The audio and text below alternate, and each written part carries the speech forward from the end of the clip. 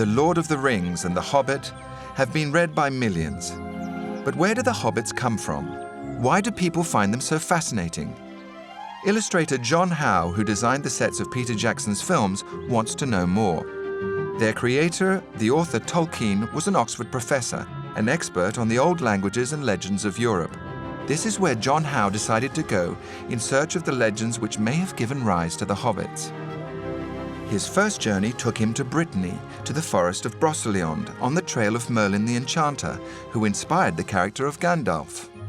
But this is just a first step in his quest at the heart of Tolkien's imaginary world.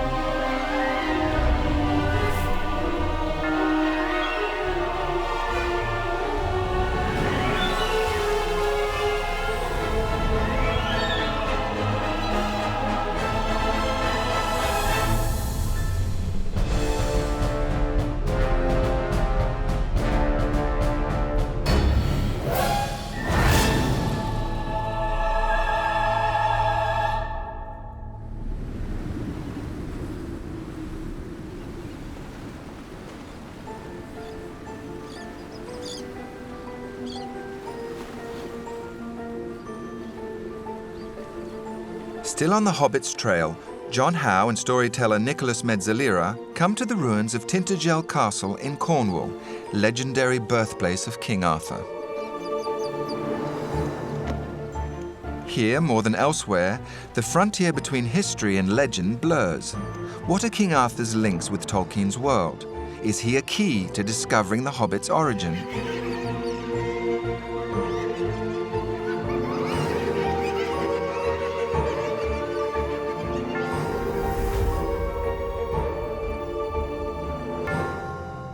Our story begins before Arthur's birth, when King Uther Pendragon decides to find a wife who will become Queen of Brittany.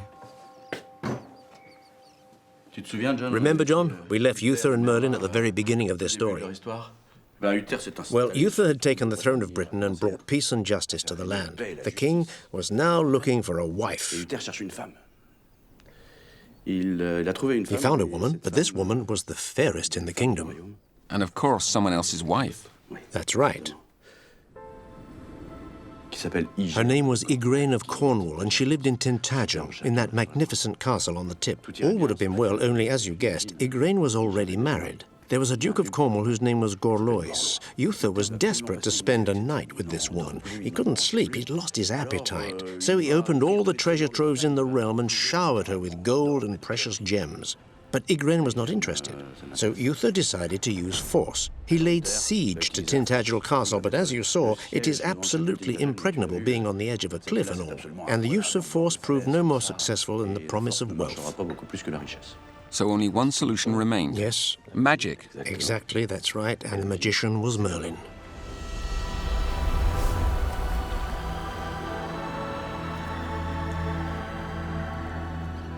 Uther went to see Merlin and begged him to work his magic so he could spend just one night with the fair Igraine. At first, Merlin refused. He said, "Look, no, Uther, she isn't your wife. She's with someone else. Just go and find yourself another woman." Uther implored him with tears in his eyes and said, "Look, Merlin, it's perfectly simple. I will give you anything you want. What's mine will be yours. You can even help yourself. You won't even have to ask." Merlin thought about it. Maybe he thought of the past, of the present, maybe of the future. When he opened his eyes, he agreed. He said, "Listen, Uther, all right. Come with me." He took him to a spot below Tintagel Castle at the water's edge. He summoned a very powerful spell known as the Dragon's Breath, and Uther's face began to change. He took on the appearance of his rival, that's to say, the husband of the fair Igraine, Gorlois of Cornwall. Then Merlin said to him, "Now that you are the spitting image of Gorlois, you can go. The real Gorlois has gone to do battle. You will be able to enter the castle." And that is what he did. The drawbridge was lowered, the portcullis raised. He entered the castle's inner courtyard, and there was Igraine waiting for him. She threw herself into his arms and kissed him, and they spent the night together.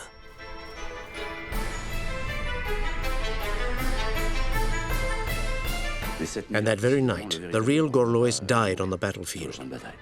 So people realized, only it was too late.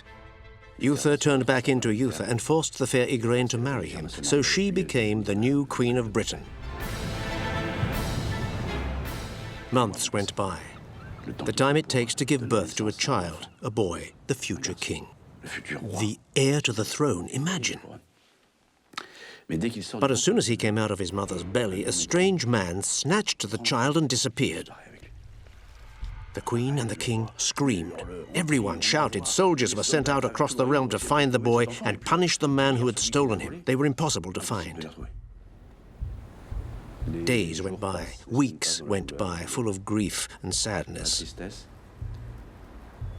And then sometime later, Merlin appeared as he often did before King Uther. Uther rushed over to him and said, "Merlin, you have to find the boy and punish the man who stole him from me." Merlin looked at Uther strangely and said, "But, You don't remember, do you? You made a promise. No one has stolen anything from you. I don't understand what you mean. The man who came that day was me. It was me. But all I did was take what you had promised me when you were desperate to spend a night with that woman. You said to me, what's mine will be yours. You can help yourself. You don't even need to ask. And in fact, what interested me was this child, because I saw that the child who would be conceived that night of stolen love would later become the greatest king Britain would ever know. I took the child, but he is well looked after and safe.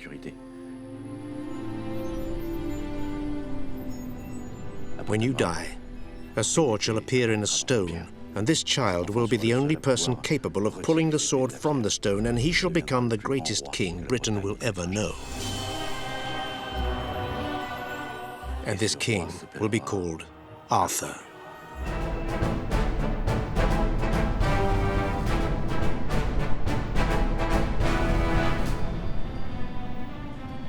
It is always said that a legend is a distorted version of history, even a falsehood. But legends can have a historic source.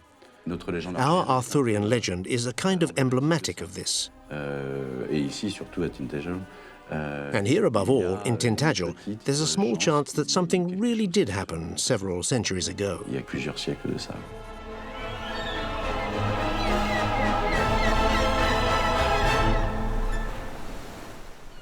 Actually, I think there's a centre not far from here. Arthurian Centre? All right. Yes, it mentions all these stories. I'd love to go and visit it. I don't want to miss that. Let's go then. Right.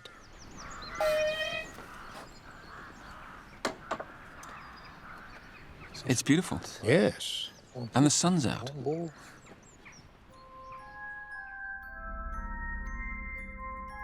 Still today, King Arthur is one of the most famous heroes of legend.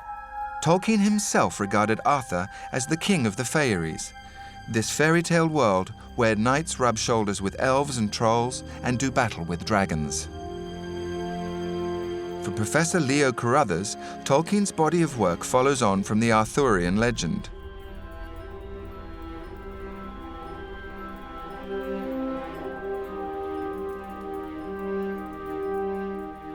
It was really from the 12th century that King Arthur appeared on the scene. This was thanks to a Welshman, Geoffrey of Monmouth, who wrote the history of the kings of Britain, of the island of Britain, that is. He portrayed Arthur as a king who had lived in the 6th century and defended the Britons from the Saxon invader. This story was taken up by a Frenchman, Chrétien de Troyes, who wrote a series of novels about Arthur and the knights. Other authors then took these same stories and legends and rewrote them. This continued up until the 15th century, when Thomas Malory wrote what would become the definitive version of the Arthurian tales, Morte d'Arthur. And it was this version which, in the 19th century, revived the legend of King Arthur. We can therefore say that Tolkien's work is a logical part of a tradition of rewriting and recreating. He did not simply plagiarize the Arthurian legend, but if you compare Merlin's role vis-à-vis Arthur,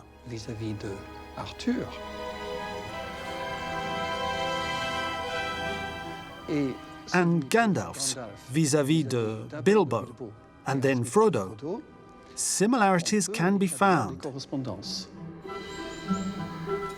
In both cases, the two old men guide the young man, explain how things should be done, encourage him, and correct his mistakes. Obviously, after a while, they have to let him strike out on his own.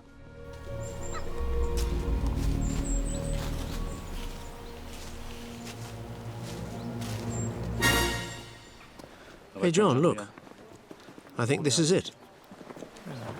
The Arthurian Center. King Arthur's Great Halls. After you. Thank you. These halls were built by Frederick Glassett around 1933 to teach the world the code of chivalry in the Arthurian legend. This is King Arthur's Great Hall, and it has stained glass windows by the artist Veronica Wall, dark windows at that end of the hall, and light windows at the far end, representing a spiritual journey, moving from darkness into light as you learn and enlighten yourself by learning chivalry. The windows are high on each side, each represent a virtue of chivalry. At the far end of the hall, we have King Arthur's throne, made of Cornish granite. And in front of the throne is the granite round table, and representing the coming together of people in a spirit of fellowship around the circular table.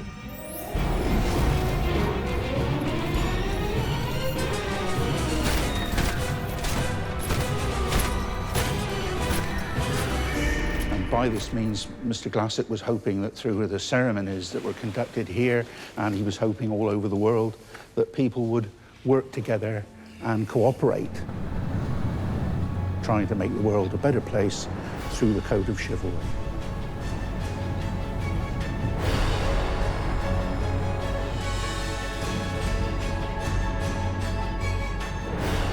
We're seeking to establish a few links between legend and history, between Arthur and Tintagel. Yes, the legend says that Tintagel was the birthplace of King Arthur. That's led on to a fascination with Tintagel because of that significance. So during the time that King Arthur could have hypothetically reigned in Britain, Tintagel was a significant stronghold. Yes, it was a natural fortress, a flat-topped island, sheer sides, Atlantic Ocean remote, narrow neck of land, easily defended, and a cove which is big enough on the leeward side to accept the trading boats from the Mediterranean. The reputation of the site as the birthplace of Arthur and the important trading centre that it became was a focus for the Arthurian legend at that time, and the Dukes of Cornwall, Earl Richard in particular, decided that he would build a castle there.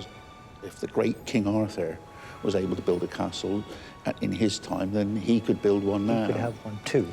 So he then established the castle, which we now see the ruins of, not for any particular purpose other than as a statement of his power.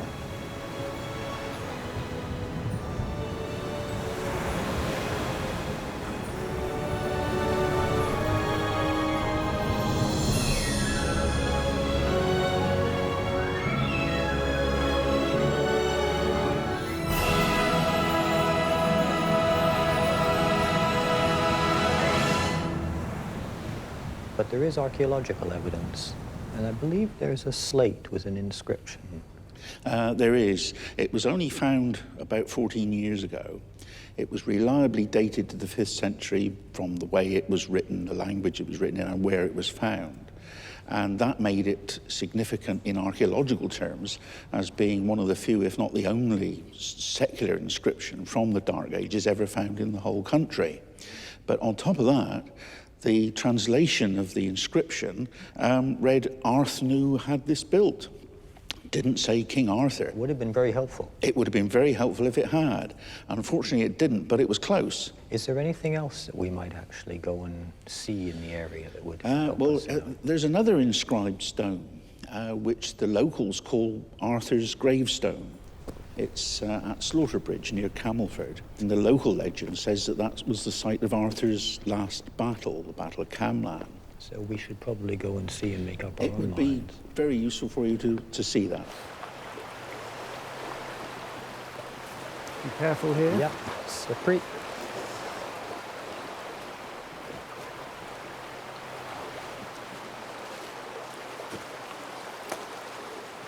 So this is King Arthur's stone.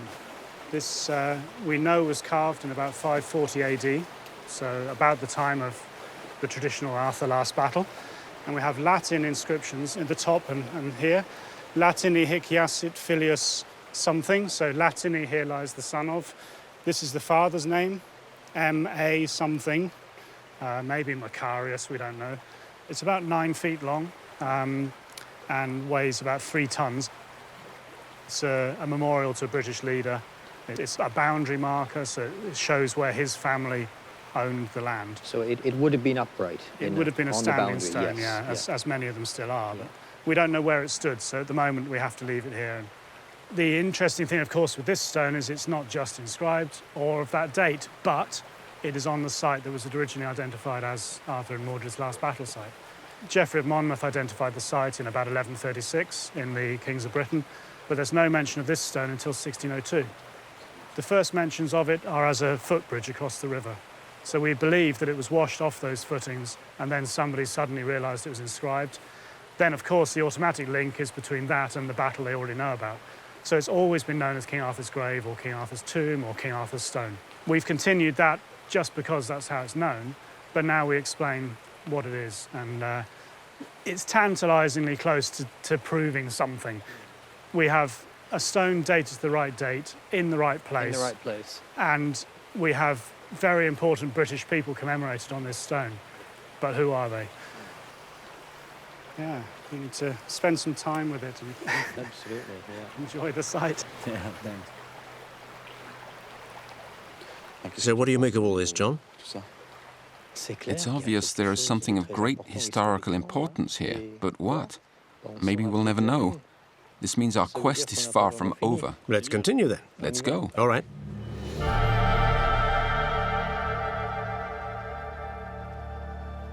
Tolkien was definitely very interested in the legend of King Arthur. However, he was not especially interested in whether King Arthur had really existed or not. He was more interested in the way a possibly historical figure enters legend and becomes material for legends and stories. And he made use of Arthur for some aspects of his own novels.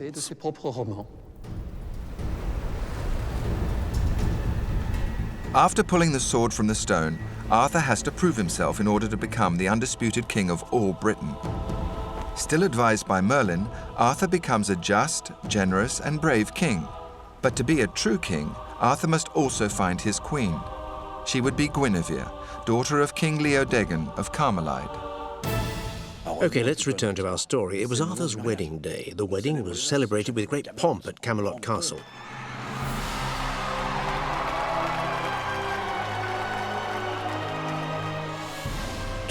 Everyone was invited, and the father came to give his daughter away. The father was Leodegan of Camelot. He himself was a king. He came with Guinevere, of course. He also came with something else in his bag, a rather special table, a round table. It was a talisman, a magic object that he gave by way of a dowry to Arthur. This magic table could automatically change size according to the number of people sitting around it.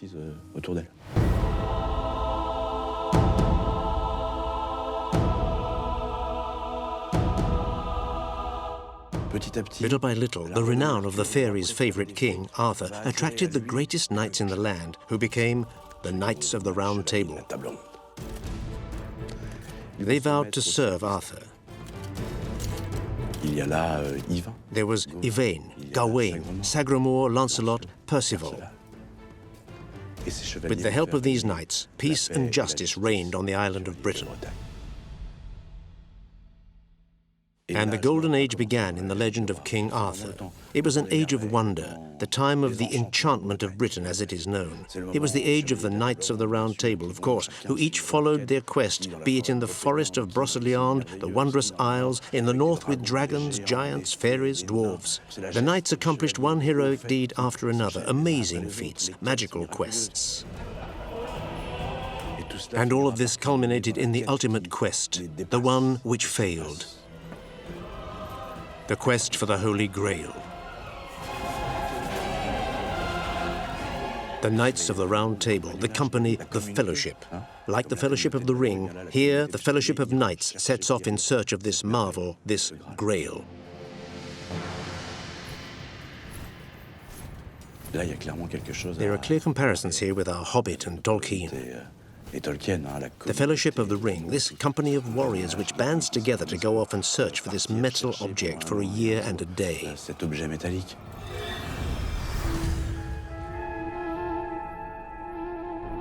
The origins of the Grail lie in Celtic mythology. Gradually Christianized until it became the Holy Grail, the Cup of Christ, its quest symbolizes the ultimate spiritual quest which few men can hope to accomplish. Between the quest for the Grail and the quest for the Ring, there are similarities. In both cases, we have a quest, we have a fellowship. The Knights of the Round Table on one hand, the Fellowship of the Ring on the other. But the Grail and the One Ring are almost diametrically opposed because the Grail is a sacred object, an ideal to be attained, whereas all the evil of the world is contained in Tolkien's One Ring. All the terrible curses of this individual called Sauron, who is the Lord of the Rings, who wants to control the world, who wants to destroy freedom, and that is what must be saved. When Frodo sets out to save the world, it is actually to save the free peoples. So when the notorious One Ring is destroyed, Sauron, its master, is destroyed at the same time.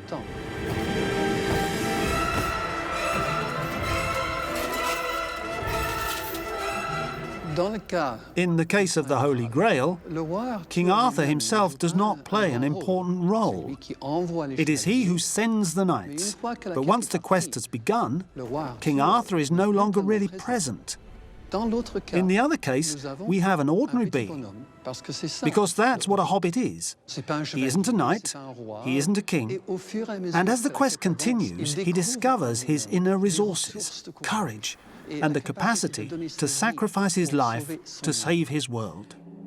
So Arthur, Frodo, a central role in the quest, but in fact, Frodo plays a far more important role.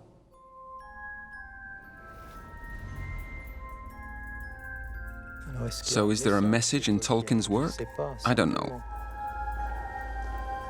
Probably. Lord of the Rings is a world of heroic deeds, a world of legends, of myths and tales. It's a tale written by a 20th century author. Very, very often, the heroes of tales are rather distant. They're a bit too heroic, really, a bit too invincible. Makes them less believable. Nowadays, we want a different kind of hero. Tolkien's heroes are more endearing, closer to us, obviously, than the heroes of the legends of yore. In Tolkien's world, they are individuals who've decided slowly, with difficulty, they must play a role for which they may have been destined, but did not necessarily aspire to. It makes us think that, in other circumstances, it could have been us.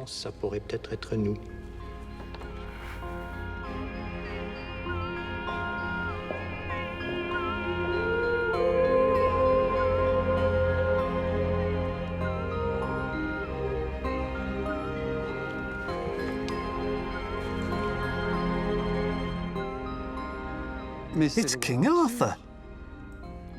Actually, he reminds me more of Aragorn. Aragorn, another king. We're leaving the hobbits behind us. This is a whole other register. But this king, Aragorn, makes me think of another legendary character. Hang on, let me think. I think I know where it is. Maybe here.